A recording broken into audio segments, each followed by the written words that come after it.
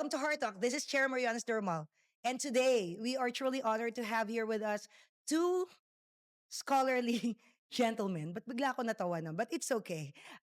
Later, we're gonna introduce them. But before that, I want to share with you our topic. The topic for today is the heart after loss. The heart after loss here in Heart Talk. What did I say? Here on Heart Talk. So, on my left, okay, Hello, Hardys. okay, is a creative writer. He's been into that profession for like 30 years, maybe, and maybe pa. Okay? And he finished, sabihin na natin for our batchmates info, he finished AB English, Creative Writing. Siyempre, UP yan eh. So back in 1994.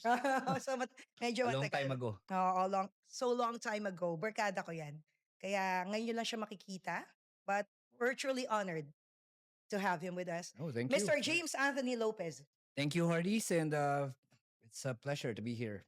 Grabe naman, no? Grabe mga apelyido ng mga guest ko dito. Minsan Madrigal, Mel Lopez. Ito naman, okay? Parang someone who needs no further introduction. Nung naglalakad siya kanina, papunta dito, mas marami yatang kumaway sa kanya kaysa sa akin. Okay? Because it's been, in, you know, Broadcast. yeah, hindi lang broadcast industry, no? Nandun din siya. He's been a journalist for many years. Mas nauna siya ng konti sa akin. Nauna ng isang taon siguro sa akin. Siya. And syempre, may radio program din siya. He's a program host of with Radio Pilipinas. Syempre, with the government also. Ladies and gentlemen, welcome, Mr. Leslie Bacobo. Good afternoon, everyone. Good afternoon, Hearties. Good afternoon to the listeners and viewers of this program, Heart Talk. So it's going to be an exciting time to talk about the heart. Exciting Yun yung nga times. sinasabi ko. Ayan, ano pa yan eh. Sabi ko, very brief pa yung hearties na yun. And of course, with us are our Gen Zers, okay? Gen Z talkers. We have here Strong Dermal. Hello, Hardys. And of course, Ezekiel Ziki Derumo. Hello, Hardys. So, to all the Hardys there, we want to hear from you. So, write down in the comments below your answer to this question. Okay, so the question for today is, what is one lesson that pain has taught you that you'll never forget? So basically, anong aral nga ba ang nakuha natin sa pain, from experiencing pain? Write down in the comments and maybe we're gonna read your answers in the next episodes. Yeah, tsaka baka may prize, no? Mm. O gift pack from our sponsors. Yeah. Okay, let's go. Sabi natin, the heart after loss. Medyo malalim to, no? Marami tayong klaseng loss, di ba? Merong, ano ba yung loss ng bagay? Pero loss ng tao, of course, ang pinag-uusapan natin dito. Alright? So, tanungin natin si Sir Les. When you hear that phrase, heart after loss, ano ba yung loss na makaka-relate tayo? Lahat tayo kasi, we all go through the pain of losing someone we love, no? Whether that be a parent or a child or even a good friend, no? There is a process of grieving. So the heart after loss takes a while until it recovers again, until we move on, and then until we are ready again to face the challenges of life. Okay, mamaya natin tatanungin kung anong particular loss yung pag-uusapan natin. How about si Mr. James here? It's the same question, right? Yes, same question. Well, losing somebody is definitely a life-changing experience. Whether, like Sir Leslie said, Oy, Tagalog tayo dito ha. Baka naman masosyal na naman sa atin eh, no? it's a loved one, yun nga, a Yeah. parent, Mm. a child, or even friends, Yeah. relatives na close, yeah, andun yun eh. Yeah. And I think the issue or what happens with the heart is having the realization that this is the end na ng relationship nyo. Well, at least in the physical world na you're no longer, Connected? Somehow? I wouldn't say connected kasi pag connected, you could still be Connected. Spirit. Yeah. somewhere. Uh-huh. But yeah, yung realizing that this is a permanent loss. I think that's what hits the heart the hardest. Eh. Kasi tayo, James, no, for example, barkada kami niyan, high school. Like, how many years ago na? Nabilang mo ba ilang taon na nung Do nag-high you school really kami? want me to say it Wag na nga. online? Kasi first year high school pa lang mag-friends na kami. And we had a big group talaga nun. That No? was 1986, so this is like 39 years. 39 years, bata pa namin, ano? So, 39 years. Ang laki ng group natin, James. Pupunta yan, lalakad yan papunta sa house namin, mga naka-uniform pa yan. Yes, naalala mo yun. Ang dami nyo. Yung parents lang ni Cherry yung pumayag na pwede kaming tumambay. So, Sakay isang jeep lang ang sakay. so, ibig sabihin ang dami natin, hindi natin mabilang eh, no? Pero nawala na yung iba. Kasi of course, sa age, sa time, hindi natin alam, no? Hindi natin Priorities. alam. Hindi din masabing age. Kasi minsan bata pa eh. Gone too soon. So, nawawala. May mga nawawala dun sa circle nyo. James, sige, Well, paghandaan mo muna yung question na yan, yung mga nawala sa atin. And then, balik tayo kay Sir Les. Sir Les, sa'yo, ano yung mga nawala? Ano yung Sino? Sino? Ah, Kasi nung minsan, may mga yeah. post ka na talagang ramdam eh. Oo. Well, syempre lahat tayo mawawalan ng magulang. Okay. So I lost my parents, my mother in 2001 and my father in 2010. Mm. And then I lost a brother in 2022. Ito yung I have reason. one last brother left. So that's 3 times the grief that I face. But it's not like I do not prepare myself for losing a loved one, no? Because that's the reality of life. That's the cycle we all face. What is difficult, I think, is when a parent loses a child. The grief is greater than when a child loses a parent. Because in the losing a parent, that's the order of grief, di ba? Yung mas matanda sila eh. Ewan ko Pero lang. yung magulang na nawawalan ng anak, mas masakit yan. And a lot of people can relate to that also. Kasi ano, ikaw Sir Les, ito, ewan ko, kung tama ba tong itanong, no? Siyempre, yung pagka-single blessedness mo, okay, single ka, choice mo ba yan?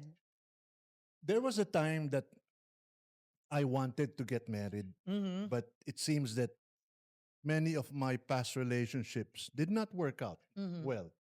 So you tend to become skeptic already about other relationships. So yes, it's a choice, but it's also my fate. So, kaya ko naman natanong yon kasi parang titignan mo, solo siya. Mm-mm. Tapos nawala yung parents. Mm-mm.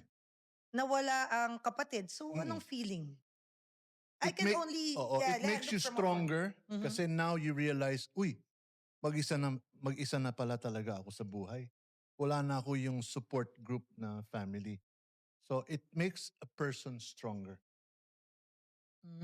Mamaya tanungin natin yung initial reaction natin, yung mga ano natin dyan, yung Sige. emotions natin. Okay, James, balikan kita. Tungkol naman sa barkada, and of course, your father, yeah, my parents. or I also lost my parents my parents.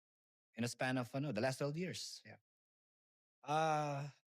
I have to agree muna with Sir Sir Leslie. Les.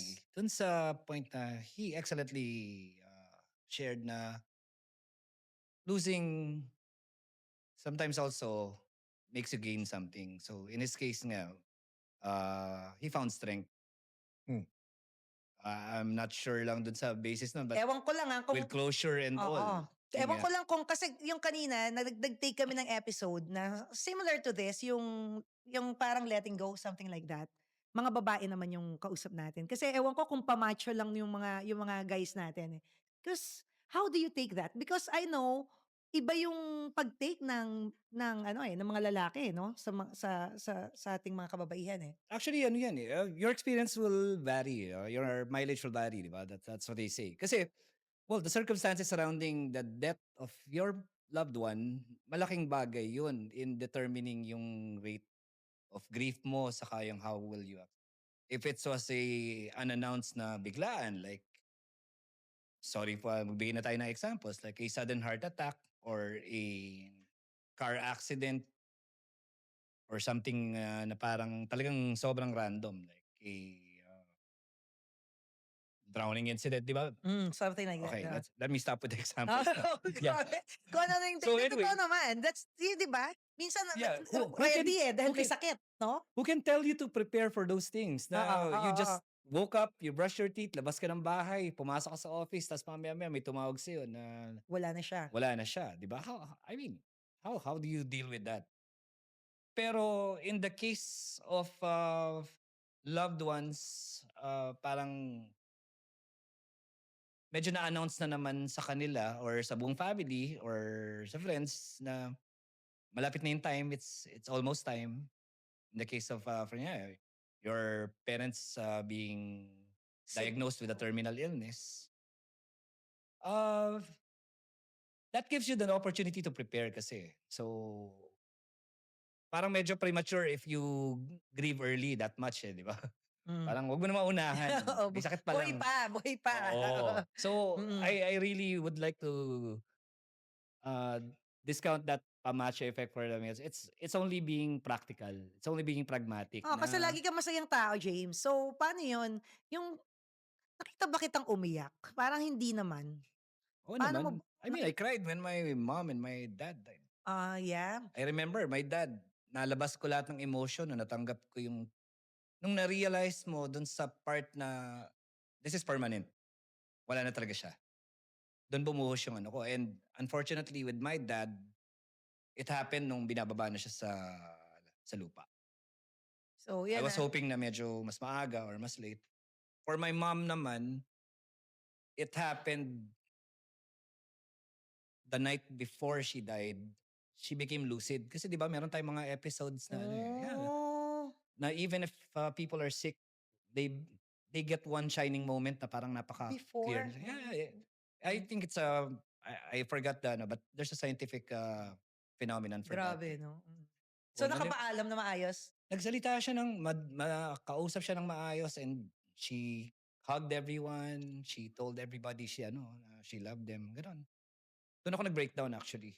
Because I Oo. realized na parang eto na yung na Grabe. maalam na, kumbaga. Oo, grabe. Pero in other words, nakapagpaalam pa. Pero hindi lahat nga ganun Thank you very much, Hearties. Thank you. This is Chair Mariana Stormal saying, from the heart, for the soul, with open hearts, honest talks, love in every story, here in Heart Talk. Talk.